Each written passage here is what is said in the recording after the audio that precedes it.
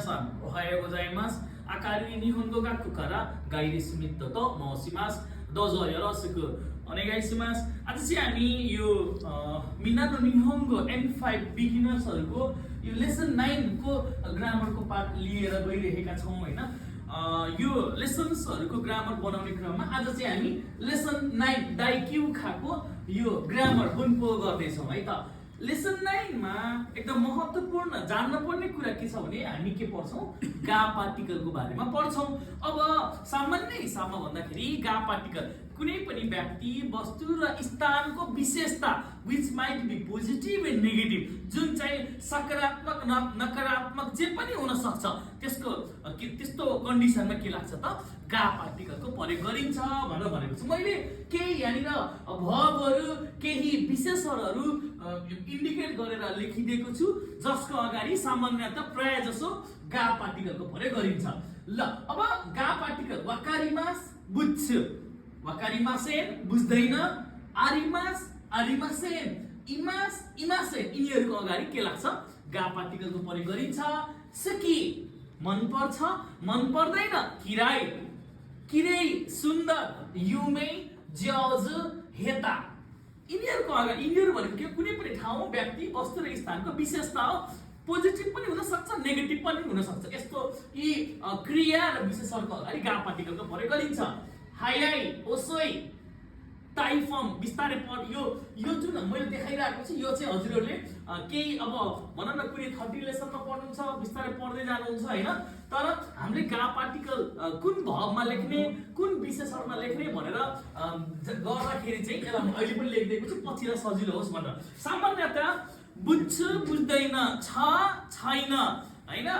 अर्को मन पर्छ मन पर्दैन सिपालु कमजोर सुन्दर पपुलर यस्तो वर्डहरुको अगाडि के लाग्छ त गा पार्टिकलको प्रयोग गरिन्छ भनेर चाहिँ हामीले बुझ्छौं। अनि यही लेसनमा हामीले वाइ किन वाइ भन्दाखेरि दोसिते वाइ भन्दा दोसिते प्रयोग गर्छौं। त्यसैले किनभने बिकज भनेर भन्नु पर्दाखेरि के लगाउँछौं कारा लगाउँछौं। यो कुरामा चाहिँ क्लियर हुनु पर्यो। दोसिते वाइ किन त्यसैले किनभने भन्नु पर्यो भने कारा। अर्को यसैमा तोतेमो भनेको एकदम हजुरहरुले मिनिङमा पढ्न सक्नुहुन्छ। तोतेमो भनेको एकदम भनेको त पोजिटिभ वर्ड हो। पोजिटिभ भइसकेपछि के हुन्छ त के को पछाडी आउँछ आयो भने हाई को पछाडी आउँछ। जेन पटक्कै बिल्कुल भन्ने अर्थ लाग्छ। त्यो सुन्दा पनि नेगेटिभ हो नि त। त्यही भएर जेन को पछाडी के त को पछाडी जेन आउँछ र नेगेटिभमा हुन्छ। नेगेटिभ जनाउने वर्ड हो भनेर चाहिँ हामीले जान्नु पर्यो है। जस्तै अर्को चाहिँ जस्तै यही म तपाईलाई उदाहरणको रूपमा म केही लेसन 9 कै म तपाईलाई एउटा एक्जाम्पल देखाउन गइरहेको छु है। जस्तै पोकरा। अब जस्तै तपाईले के पनि भन्न मिल्छ भने जस्तै निहोन्गो अब पछाडी वाकारिमा छ भने के हुन्छ निहोन्गो वाकारिमा छ भने यहाँ के लाग्ने यहाँ के पार्टिकलको प्रयोग गर्ने भन्दा वाकारिमाको अगाडि के लाग्छ भनेर भनेको छौं हामीले गा पार्टिकलको अगाडि गा पार्टिकलको प्रयोग गर्ने हैन। अथवा जस्तै वातासी वा सुकिदेश भनेको मन पर्छ।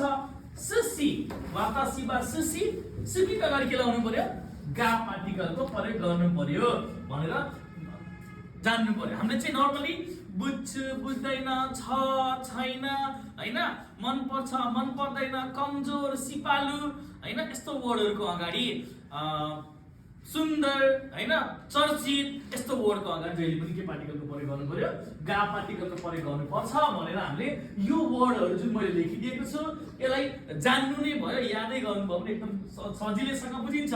वाइ भन्दा दोस्ते त्यसैले किनभने भन्दा कारा हैन। तोतेमो भनेको पोजिटिभ वर्ड हो आयो भने हाई को पछाडी आउँछ। जेन भनेको नेगेटिभ वर्ड हो आयो भने को पछाडी आउँछ नेगेटिभ वर्ड हो भनेर बुझ्न पर्यो। है एकदम थोरै कुराहरू छ तर महत्त्वपूर्ण कुराहरू छ हजुरहरूले लेसन 9 को मुख्यतः मिनिङहरू एकदमै राम्रोसँग याद गरेर यी वर्डहरूको पनि मिनिङहरू जानेर प्र्याक्टिस गर्नुभयो केही इक्जाम्पलहरू उदाहरण गर्नुभयो भने एकदम सजिलैसँग बुझ्न सकिन्छ है आज यो लेसन 9 को ग्रामर यति नै हो है अब अरू फर्दर भिडियोजहरू N5 N4 को भिडियोजहरू पनि हामीले पोस्ट गरिरहेका छौं SSW वर्किङ भिजा अथवा स्टुडेन्ट भिजामा जापान जाने योजना बनाइराख्नु भएको छ भने हाम्रो न्यू क्लासेसहरू सुरु भइसकेको छ दाइजिना जिका न कुरेते दो मारिगातो गोजाइमास्ता मता चिकिन राइ बुझियो आइमास्यो सायनारा